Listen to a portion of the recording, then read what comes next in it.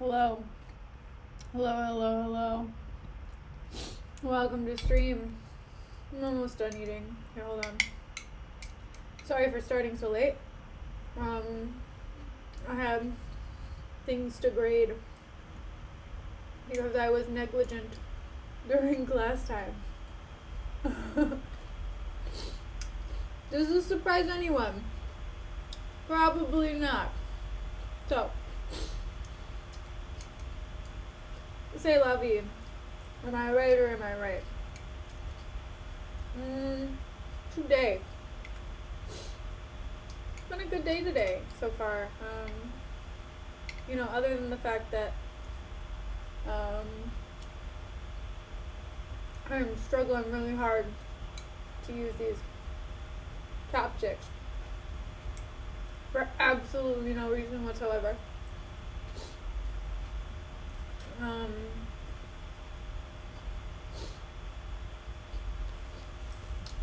I wouldn't say I'm bad with chopsticks, but I wouldn't say I'm good with chopsticks either. Like, I'm very adequate. Yes, I am wearing pants, by the way. I just wanted you to know this, but they are short. So they're just a different length of pants. Yeah, I'm a woman in pants, don't worry.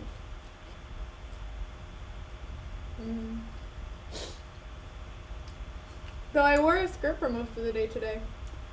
I was pretty happy. I bought a bunch of, I bought shoes yesterday. And I was supposed to only get 10 shoes because I buy some clothes secondhand here. It was my first time buying shoes. And this dude came down and he was like, "Hey, I have some extra boots. You want them?" And we were like, "Sure." Dude gave me 4 pairs of boots. I was like, awesome, but still. Lorenzo, I do not need this. I do not need this harassment. Though some of these cucumbers are giving me the time of my life, let me tell you. They're giving me the runaround in this pool of vinegar. Ugh. It's good though. And I'm so glad I prepped the food yesterday. Yeah. It's pretty good. How was your day today? If you want to talk about it, or if I'm allowed to ask. I hope you had a good day. I know, 4 pairs of boots. That's a significant amount of boots. Especially considering the lack of storage space I have for shoes at the moment. I probably have the space for 6 pairs of regular shoes, but not for boots. Yeah. It's 8 boots. That's correct, Lorenzo. Your math, it's really pretty good. Not gonna lie, the Australian education system did not let you down when it came to basic multiplication. I'm glad to hear that. Okay, I'm gonna drink this. Give me a second.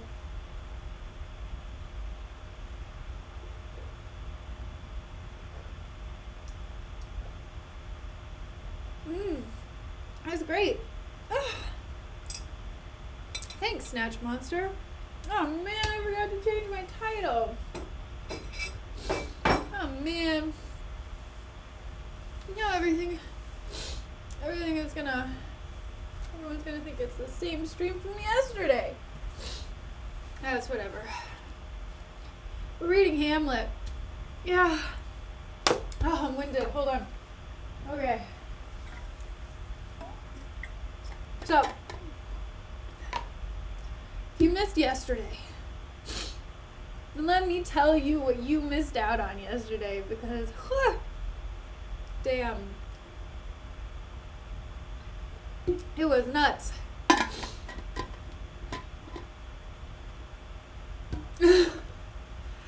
Okay, so essentially, Ophelia was talking to Polonius, and Polonius currently is like sending out a messenger to go check on his son Laertes, who's like on this voyage at the moment.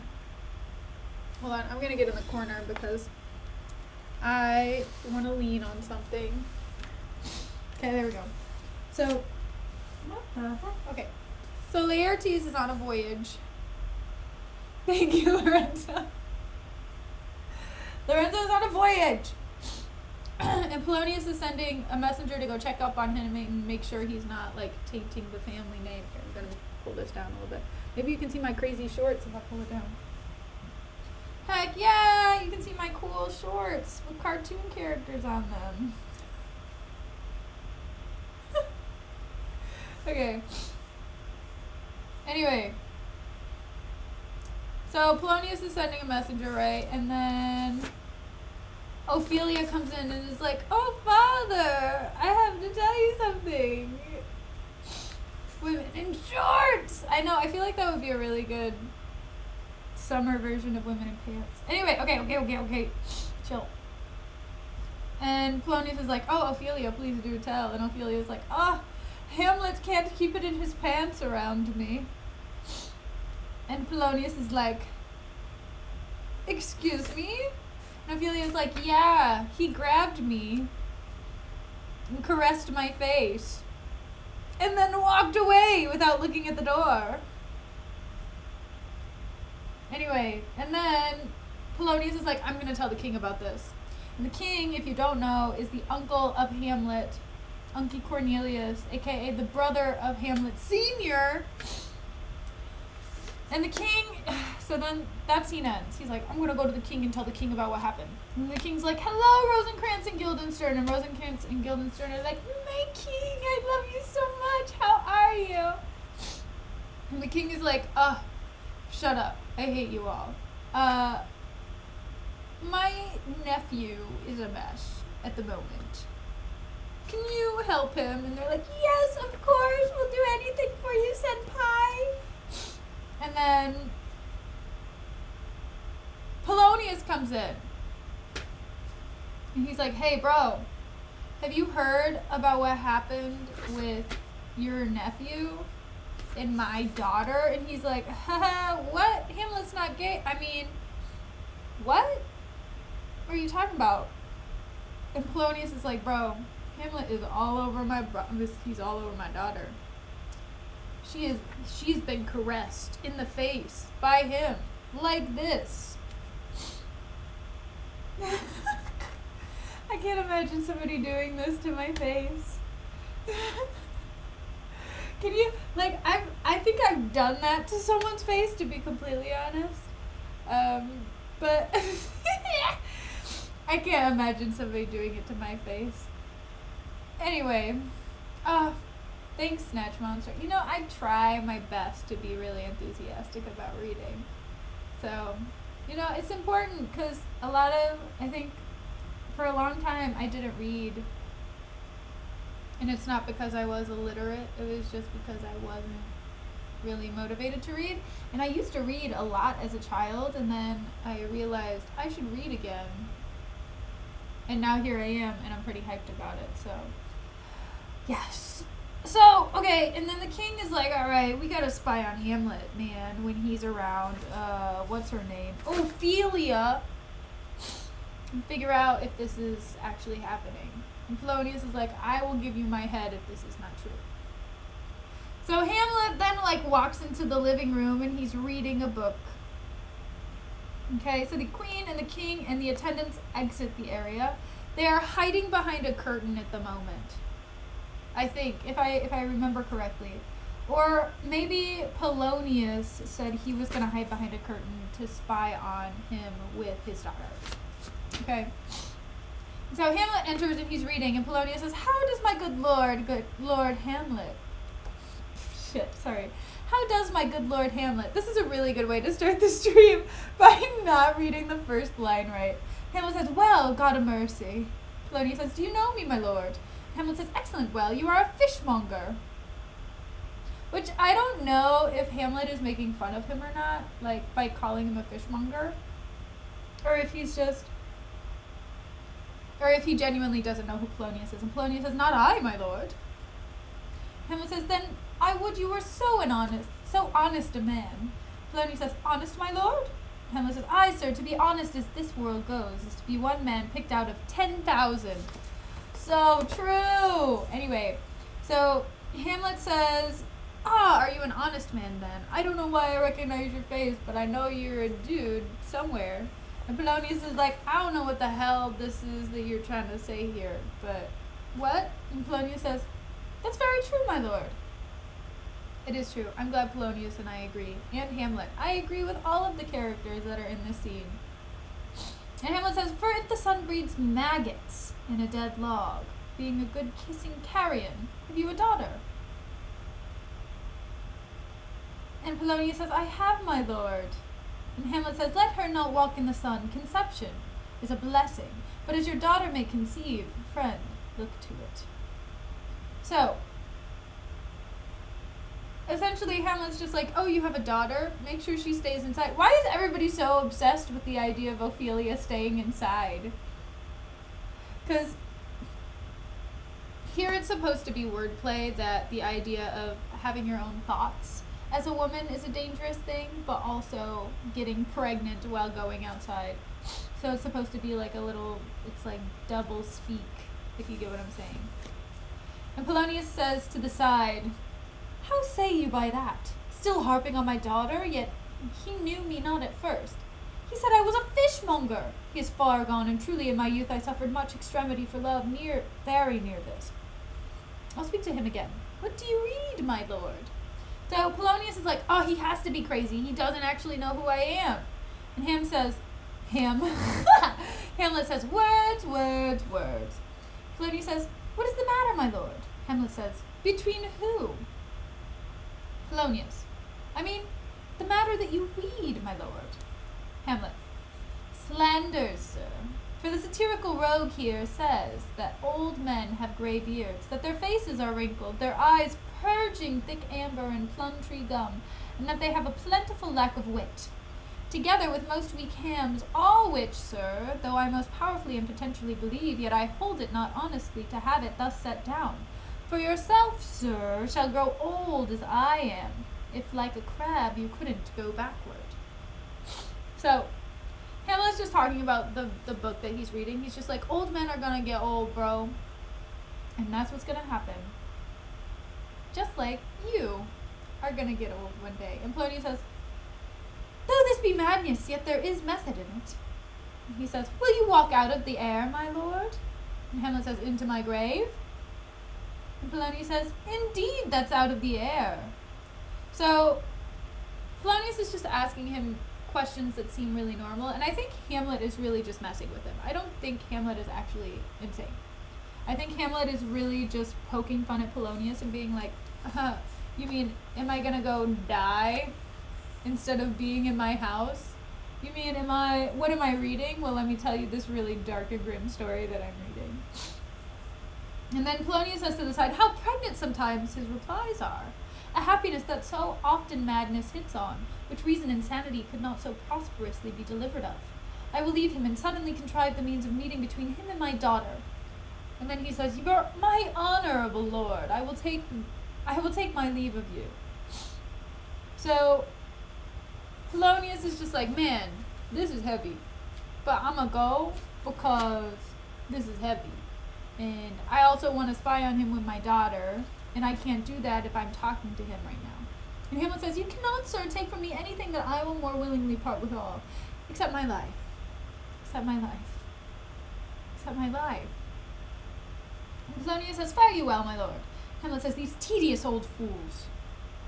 So, Hamlet just said, basically, like, there's nothing you can take away from me that would really make me truly upset. Like, even your presence leaving at this moment is really not that upsetting. But if you were to take my life, that would be a different story. Do you plan to take my life? Anyway, and then Rosencrantz and Guildenstern come in, and Polonius says, you go to seek the Lord Hamlet. There he is. And Rosencrantz says to Polonius, God save you, sir. And Polonius leaves. So Rosencrantz and Guildenstern were looking for Hamlet.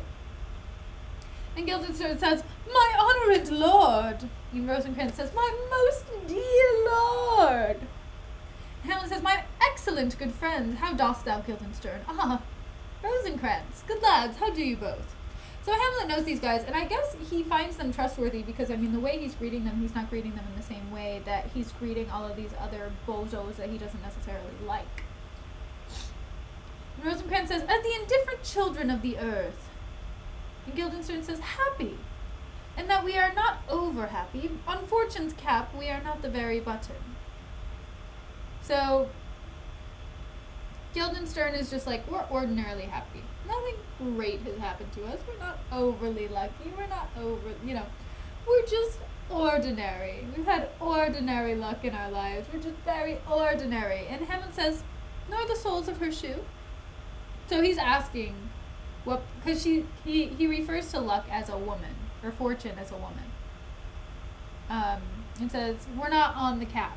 And Hamlet says, "Nor on the sole of the shoe?" And they say, "Neither, my lord." Rosencrantz says, "Neither, my lord." And Hamlet says, "Then you live about her waist or in the middle of her favors." And Hamlet is just, he's jesting at this point. He's just like, "Oh, then you maybe are like this on this part of her or this." And then Guildenstern says, "Faith, her private suite." Snatch Monster, oh my god. There is absolutely no doubt in my mind that William Shakespeare had a foot fetish, okay? I'm gonna just say it. I think anyone who has been on this stream before can attest that William Shakespeare definitely had a foot thing. Anyway, so Guildenstern said he's basically the underwear of fortune.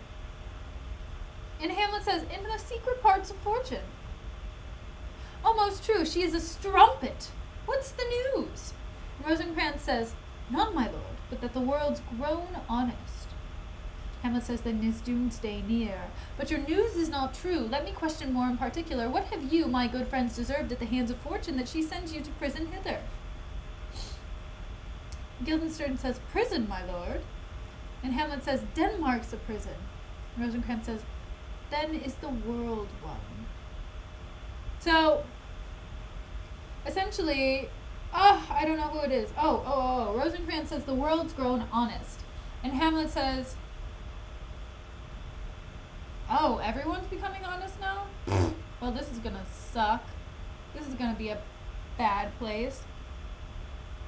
Because let me tell you, Denmark isn't honest.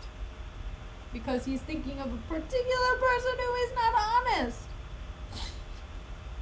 And Rosencrantz says, "Then is the world one," right? So, I mean, Denmark is where they live. I'm sure they have some, like, kind of country pride or whatever. And so they're like, if Denmark is a prison, I don't know how much better it gets out there. And, Snatch, actually, William was married to someone. He did not die a virgin, but I'm pretty sure he had kids. So maybe it is another author that you're thinking of. And Hamlet says, "The goodly one, in which there are many confines, wards, and dungeons. Denmark being one of the worst." Rosencrantz, "We think not so, my lord." And Hamlet says, "Why, then, 'tis none to you, for there is nothing either good or bad, but thinking makes it so.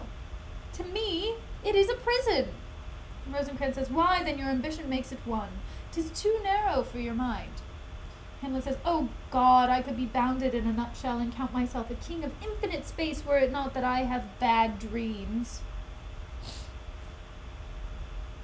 Guildenstern says, which dreams indeed are ambition, for the very substance of the ambitious is merely the shadow of a dream." And Hamlet says this, I have this in brackets from the last time we made it here. He says, "A dream itself is but a shadow." And I really like it.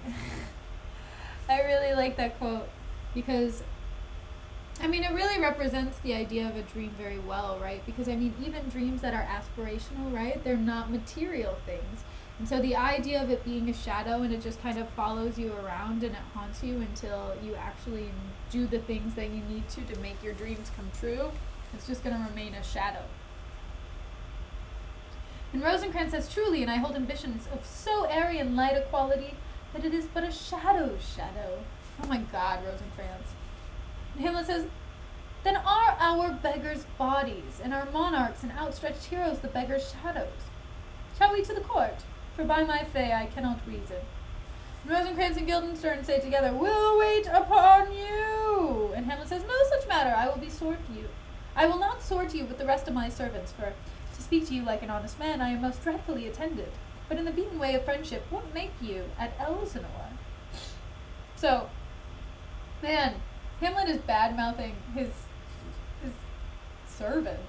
He's just like, oh, my servants suck, and I don't want to lump you in with those guys because they suck. But, like, if you want to hang out, that'd be great. But, like, why are you here? And Rosencrantz says, to visit you, my lord, no other occasion. And Hamlet, I feel like, is going to pick up on this, being a little bit suspicious. And Hamlet says, beggar that I am even poor in things, but I thank you. And sure, dear friends, my thanks are too dear a halfpenny. Were you not sent for? Is it your own inclining? Is it a free visitation? Come, deal justly with me. Come, may speak. So Hamlet's just like, okay, you're here to see me, but why? Who asked for you? Did you come by yourself? What? Excuse me, sorry, the vinegar is really... Okay. And Guildenstern says, what should we say, my lord? Hamlet says, why, anything but to the purpose. You were sent for, and there is a kind of confession in your looks which your modesties have not craft enough to colour. I know the good king and queen have sent for you.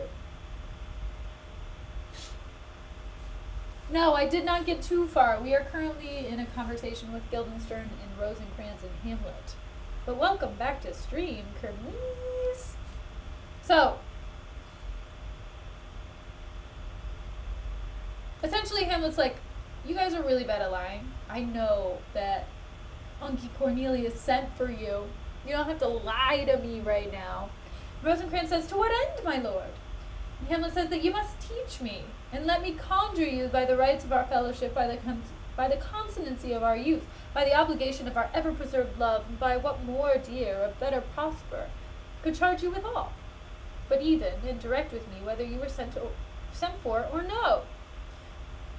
And Rosencrantz goes to the side, and he's like, what say you, Guildenstern? And Hamlet says to the side, like, to himself, nay, then I have an eye of you. If you love me, hold not off. Guildenstern says, my lord, we were sent for. Hamlet says, I will tell you why. So shall my anticipation prevent your discovery and your secrecy to the king and queen molt? No feather. I have of late, but wherefore I know not, lost all my mirth, forgone all custom of exercises, and indeed it goes so heavily with my disposition, that this goodly frame, the earth, seems to me a sterile promontory. This most excellent canopy, the air, look you, this brave overhanging firmament, this majestical roof fretted with golden fire, why, it appears no other thing to me than a foul and pestilent congregation of vapors. What a piece of work is a man!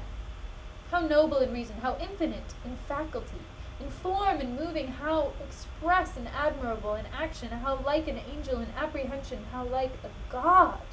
The beauty of the world, the paragon of animals, and yet to me, what is this quintessence of dust? Man delights not me, no, nor woman neither, though by your smiling you seem to say so. Okay. So, Hamlet's just like, look, I know why you are here. Okay, you swore to the king and the queen that, you wouldn't tell me, but I know why. It's because I am acting differently.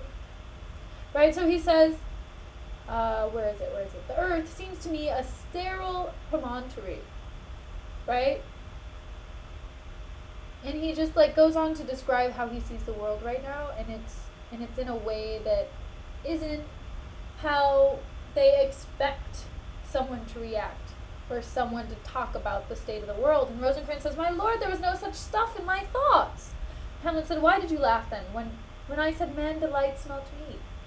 Rosencrantz says, to think, my lord, if you delight not in man, what Lenten entertainment the players shall receive from you. We coated them on the way, and hither are they coming to offer your service. Hamlet says, he that plays the king shall be welcome, his majesty shall have tribute of me.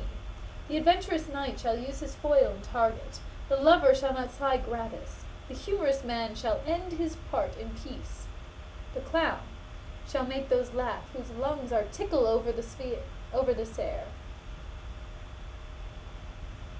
And the lady shall say her mind freely, or the blank verse shall halter for it. What players are they? So, okay. Rosencrantz is essentially just like, no. I don't think you're crazy. And I would never think you were crazy, especially since, you still delight in, such human things, right? Such as theater, right? And Hamlet, we will come to learn, is really like a huge fan of theatrics and players and things like that. Players. And so Hamlet's now very interested in this, and he's just like, oh, the king invited actors to the property. Who are they? What play are they going to do? I want to know everything about it. And Rosencrantz says, even those you were wont to take such delight in, the tragedians of the city. And Hamlet says, how chances are they travel? Their residence, both in reputation and profit, was better both ways. And Rosencrantz says, I think their inhibition comes by the means of the late innovation. Hamlet. Do they hold the same estimation they did when I was in the city? Are they so followed?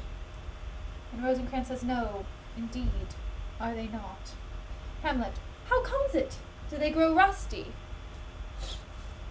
And so Hamlet's just asking about this troupe. So this troupe was really popular, a while ago, and Hamlet was like, oh yeah, I really like them, I really like whatever they do, blah, blah, blah. And essentially, he's just inquiring about the troupe. He just wants to know more. Here, hold on, I did an irresponsible thing, and I'm gonna fix it. Hold up. There we go. Okay, so, yeah, Hamlet is going to, what is it? Hamlet's just asking about them. The theatrical troupe, it used to be popular, now it's not as popular anymore. He's like, why? Are they bad now? And Rosencrantz says, nay, their endeavour keeps in the wonted place, but there is, sir, an eyrie of children. We talked about this word. Eases? Oh man, I forget how to say this word. E-Y-A-S-E-S. Pronunciation.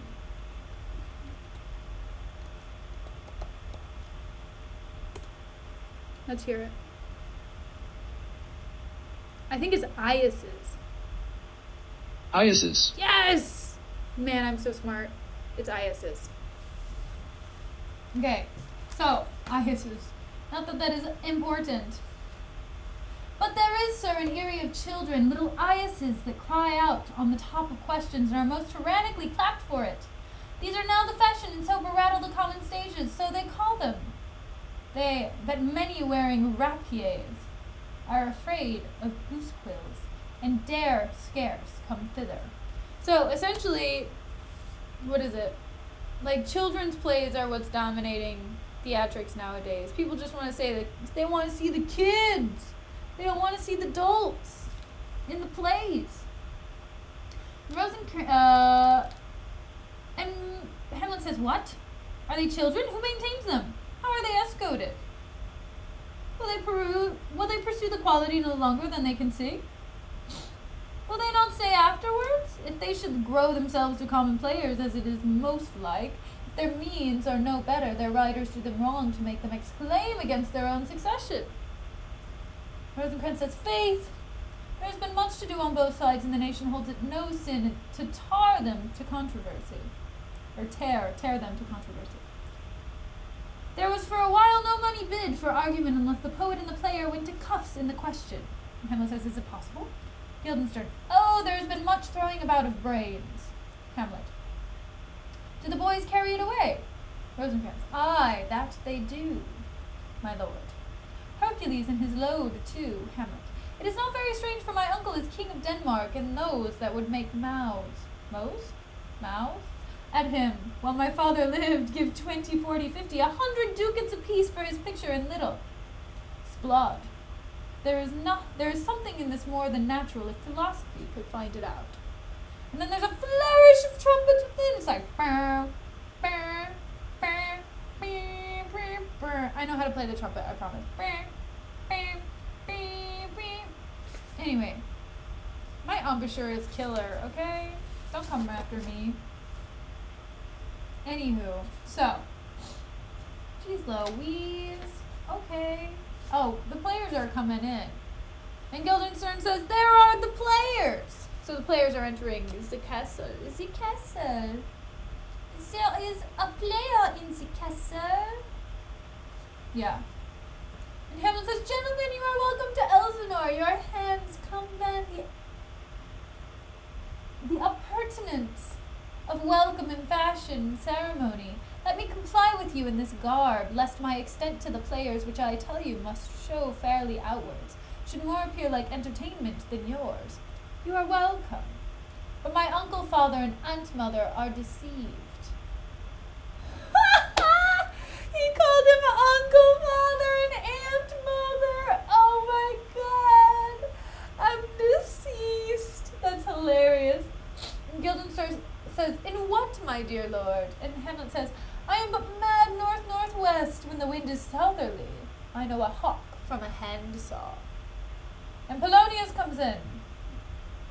And Polonius says, well be with you, gentlemen. And Hamlet says, hark you, Guildenstern, and you too. At each ear a hearer, that great baby you see there is not yet out of his swaddling clouds. Rosencrantz says, happily, he's the second time come to them, for they say an old man is twice a child. Hamlet says, I will prophesy he comes to tell me of the players. Mark it, you say right, sir. Oh, Monday morning 'twas so indeed. Polonius says, my lord, I have news to tell you. And Hamlet says, my lord, I have news to tell you. When Rossus was an actor in Rome, and Polonius says, the actors are come hither, my lord. And Hamlet says, buzz, buzz. So essentially Hamlet was like, I bet Polonius is going to tell me that actors are here.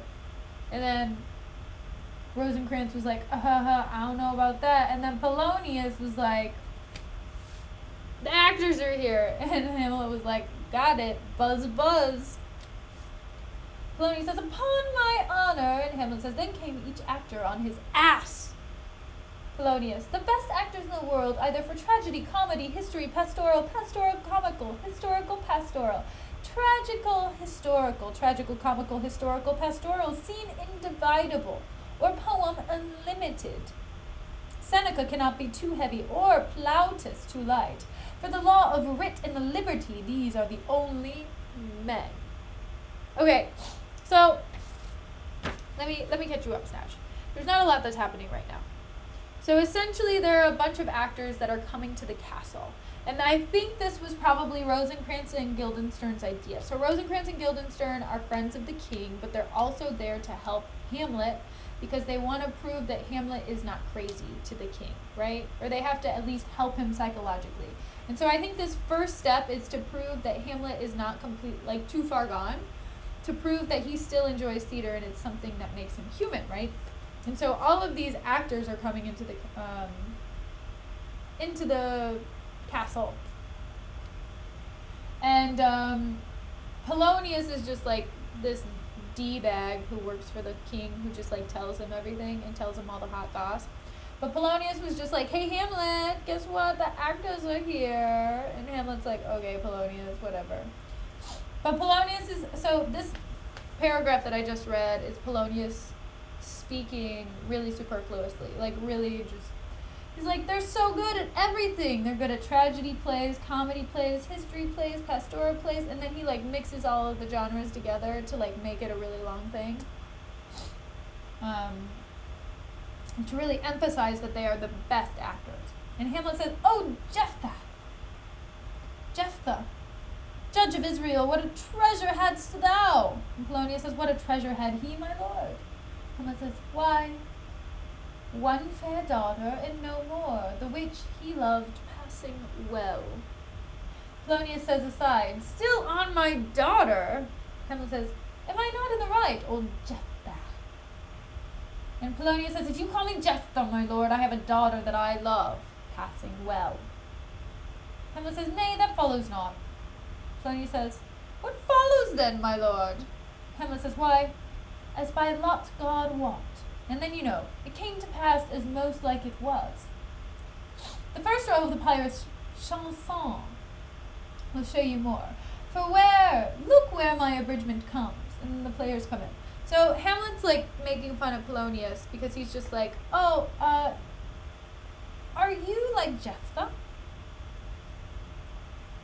And Polonius is like, what do you mean? And Hamlet's like, well, he's the dude with the really hot daughter. And Polonius is like, we're still talking about my daughter? And Hamlet's like, oh wait, you're not like him. Because your daughter's not hot. Damn. And then the players come in and Hamlet says, you are welcome, masters, welcome all, I am glad to see thee well, welcome, good friends, my old friend, why, thy face is valent since I last saw thee. Comest thou to beard me in Denmark? What, my young lady and mistress? By Our Lady, your ladyship is nearer to heaven than when I last saw you. By the altitude of a Chopin. Chopin? Pray God your voice like a piece of uncurrent gold be not cracked within the ring. Masters, you are all welcome. Well, even to it like French falconers fly at anything we see. We'll have a speech straight. Come, give us a taste of your quality. Come, a passionate speech. The first player says, what speech, my good lord? So Hamlet is just welcoming them in. He's just like, oh, it's so good to see you. Oh, man, I haven't seen you in so long. Oh, you look so heavenly and fantastic. Oh, great. Okay. And Hamlet's like, oh, I want you to do a speech. I really missed you guys. I want speech. And the actor's just like, what speech are you talking about? I don't understand. And Hamlet's like, okay. I heard thee speak me a speech once, but it was never acted, or if it was, none above once for the play. I remember, pleased not the million, 'twas caviar to the general. But it was, as I received it, and others whose judgments in such matters cried in the top of mine, an excellent play, well digested in the scene, set down with as much modesty as cunning.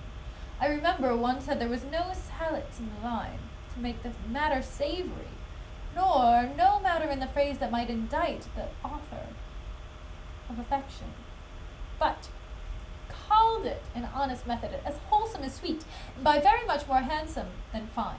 One speech in it I chiefly loved, 'twas Aeneas' tale of Dido, and thereabout it was especially where he speaks of Priam's slaughter. If it live in your memory, begin at this line, let me see.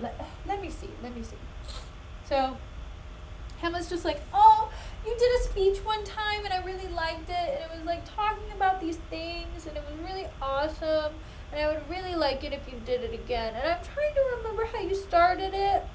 Let's see. And then he's going to recite it word for word, basically how he remembers it. Okay.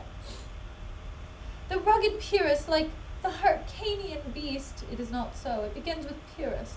The rugged Pyrrhus, he whose sable arms, black as his purpose, did the knight resemble when he lay couched in the ominous horse, hath now this dread and black complexion smeared, with heraldry more dismal, head to foot, now is he total ghouls, horridly tricked, with blood of fathers, mothers, daughters, sons, baked and empasted with the parching streets, that lend a tyrannous and a damned light to their lord's murder, roasted in wrath and fire, and thus oversized with coagulate gore, with eyes like carbuncles, the hellish Pyrrhus, old grandsire Pyrrhum seeks, so proceed you. So Hamlet's just like reciting this thing that this actor said the last time he saw him. It's all of this stuff is pretty important. So Hamlet just recited this stuff. And Polonius is gonna go, "For God, my lord, well spoken, with good accent and good discretion." And the first place says, anon he finds him striking two sworded Greeks. His antique sword, rebellious to his arm, lies where it falls, repugnant to command, unequal matched. Pyrrhus at Priam drives, and rage strikes wide, and with the whiff and wind of his fell sword, the unnerved father falls. Then senseless Ilium, seeming to feel this blow with flaming top, stoops to his base, and with a hideous crash takes prisoner Pyrrhus's ear. For lo, his sword, which was declining on the milky head of Reverend Priam, seemed in the air to stick, so as a painted tyrant Pyrrhus stood, and like a neutral to his wit and matter did nothing. But as we often see against some storm of silence in the heavens, the rack stands still, the bold wind speechless in the orb below, as hush as death. Anon the dreadful thunder doth rend the region, so after Pyrrhus's pause, aroused vengeance sets him new a work, and never did the Cyclops' hammers fall on Mars's hammer, forged for proof eternal. With less remorse than Pyrrhus's bleeding swords now falls on Priam. I don't remember if it's Priam or Priam. I'm so sorry. Out, out, thou strumpet fortune, all you gods in general synod. Take away her power. Break all the spokes and fellies from her wheel, and pull the round nave down the hill of heaven as low as the fiends. And Polonius says this is too low. Which is funny coming from Polonius, because Polonius is always the one with the long-winded monologues. But anyway, okay. The reason I think Hamlet wanted to hear this is because it's a story about the downfall and the murder of a king. And I think this is something he's going to use as, like, revenge for his father-uncle? Yeah. So, Hamlet says, "It shall to the barbers with your beard. Prithee, say on. He's for a jig, or a tale of bawdry, or sleeps. Say on, come to Hecuba." And the first player says, "But who? Oh, who had seen the mobled queen?" And Hamlet says, "The mobled queen?" Polonius, "That's good. Mobled queen is good." The first player, "Run barefoot up and down, threatening the flames with bison rheum. A clout upon that head where late the diadem stood." Diadem.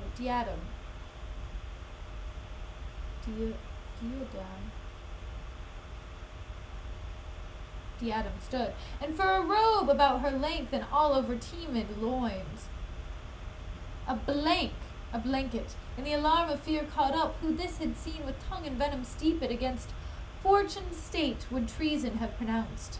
But if the gods themselves did see her then, when she saw Pyrrhus make malicious sport in mincing with his sword her husband's limbs, the instant burst of clamor that she made, unless things mortal moved them not at all, would have made milk the burning eyes of heaven in passion in the gods."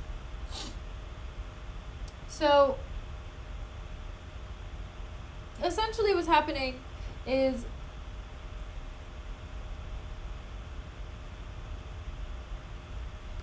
Pyrrhus, in this story, Pyrrhus slayed a dude. Okay? Pyrrhus slayed a dude. I'm guessing it was the king. And then I think it was Priam. Yeah. No. Just kidding. Yeah, Pyrrhus killed someone. And then it was someone's husband, and the woman sees this happening and she's crying. Whatever. And all of this starts to happen. This is what I'm picking up. This is what I'm picking up what's being put down. And Polonius says, "Look whether he has not turned his colour and his tears in his eyes. Prithee, no more." Hamlet says, "'Tis well, I have thee speak out the rest of this soon. Good my lord, will you see the players well bestowed? Do you hear let them be well used? For they are the abstract and brief chronicles of the time. After your death you were better have a bad epitaph than their ill report while you live." And Polonius says, "My lord, I will use them according to their desert." Hamlet says, "God's bodykins, man. Much better. Use every man after his desert, and who shall escape whipping? Use them after your own honor and dignity. The less they deserve, the more merit is in your bounty. Take them in." And Polonius says, "Come, sirs," and Hamlet says, "Follow him, sirs. Friends, we'll hear a play tomorrow." And Polonius and all of the actors exit except for the first. So, Hamlet's just like, oh, it's okay. Polonius doesn't want to hear this right now, so you know what? I will just ask you to do this later. Okay? He's being such a wimp. So now I have to wait until tomorrow. And Hamlet says to the first player, "Dost thou hear me, old friend? Can you play the murder of Gonzago?" And the first player says, "Aye, my lord." And Hamlet says, "We'll have it tomorrow night. You could for a need study a speech of some 12 or 16 lines, which I would set down and insert in it. Could you not?" And Hamlet said, and first player says, "Aye, my lord." So Hamlet's going to insert some stuff into this play that is going to be happening tomorrow. So he's going to be editing the play that they already know. And Hamlet says, "Very well, follow that, lord, and look you mock him not." And then the first player exits. "My good friends, I'll leave you till night. You are welcome to Elsinore." And Rosencrantz says, "Good, my lord." And Hamlet says, "Aye, so, God be with ye." So Hamlet's up to something. I don't know what it is, but Hamlet's up to something with the actors and everything that's happening. And Rosencrantz and Guildenstern exude. And put your seatbelts on, man, because we're about to do a really long monologue with Hamlet. "Now I am alone. Oh, what a rogue and peasant slave am I! Is it not monstrous that this player here, but in a fiction and a dream of passion, could force his soul so to his own conceit that from her working all his visage wanted? Waned? Wanted, I think so. Tears in his eyes, distraction in his aspect, a broken voice, and his whole function suiting from forms of his conceit. And all for nothing, for Hecuba! What's Hecuba to him, or he to Hecuba, that he should weep for her? What would he do, had he the motive and the cue for passion that I have? He would drown the stage with tears, and cleave the general ear with horrid speech, make mad the guilty, and appall the free. Confound the ignorant, and amaze indeed the very faculties of eyes and ears, yet I, the dull and muddy meddled rascal, peak, like Jonadreams, I'm pregnant of my cause, and can say nothing, no, not for a king, upon whose property and most dear life a damned feat was made. Am I a coward? Who calls me a villain, breaks my pate across, plucks off my beard and blows it in my face, tweaks me by the nose, gives me the lie in the throat as deep as to the lungs? Who does me this? Okay, so to break this down a little bit. So he's talking a little bit about the play. I think it's about the play that they're going to see tomorrow, because Hecuba is a character. Hecuba is not a character in this play. Hecuba, I believe, is a character in the other play. And so he's just like, oh, shouldn't he be so sad and disgraced? I think he's just like reflecting on the parallels that are going to be between the play and between his current life, which we'll see how it kind of ties into each other tomorrow. Anyway, let's continue. Swoons, I should take it, for it cannot be, but I am pigeon-livered, and lack gall to make oppression bitter. Or ere this, I should have fatted all the region kites with this slave's offal. Bloody body villain, remorseless, treacherous, lecherous, kindless villain. Why, what an ass am I! This is most brave that I, the son of a dear father, murdered, prompted to my revenge by heaven and hell, must, like a whore, unpack my heart with words, and fall a-cursing like a very drab, a scullion. Fie upon it, foe, about my brain. Hum, I have heard that guilty creatures sitting at a play have by the very cunning of the scene been struck so to the soul that presently they have proclaimed their malefactions. For murder, they would have no tongue will speak with most miraculous organ. I'll have these players play something like the murder of my father before mine uncle. I'll observe his looks, I'll tempt him to the quick. If he but blench, I know my course. The spirit that I have seen may be the devil, but the devil hath power to assume a pleasing shape, yea, and perhaps out of my weakness and my melancholy, as he is very potent with such spirits, abuses me to damn me. I'll have grounds more relative than this. The play's the thing wherein I'll catch the conscience of the king. Then he exits. So, essentially, Hamlet is putting on this play, right? And he's putting on this play so that he can catch the king in the act of feeling guilty. Because this play is about the murder of someone's brother, and I don't know if the wife gets murdered as well or if he takes the wife as his own, but he wants to see how the king reacts to this play. And it'll confirm whether or not he's actually guilty, is the thing, right? So, that's Hamlet's goal right now. He's trying to get revenge, but he needs to double check that this revenge is actually going to work out in his favor, and this is what he wants to do. Tomorrow we're going to read the play that they're going to put on, I'm pretty sure. And we're also going to read the quarrel that he has with Ophelia, or like he's going to interact with Ophelia tomorrow. So, yeah. Thank you for coming today. And I appreciate you sitting in. Oh no, we're not going to read that tomorrow. We're going to read it on Thursday, because I don't stream on Wednesdays. But thanks for coming. I appreciate it. If you had a good time, feel free to follow. If not, that's totally fine. I appreciate it. I hope you have a good day, or a good afternoon, or a good night. Oh, thanks, Kermes. I really appreciate it. But I will see you soon. Okay. I'm out.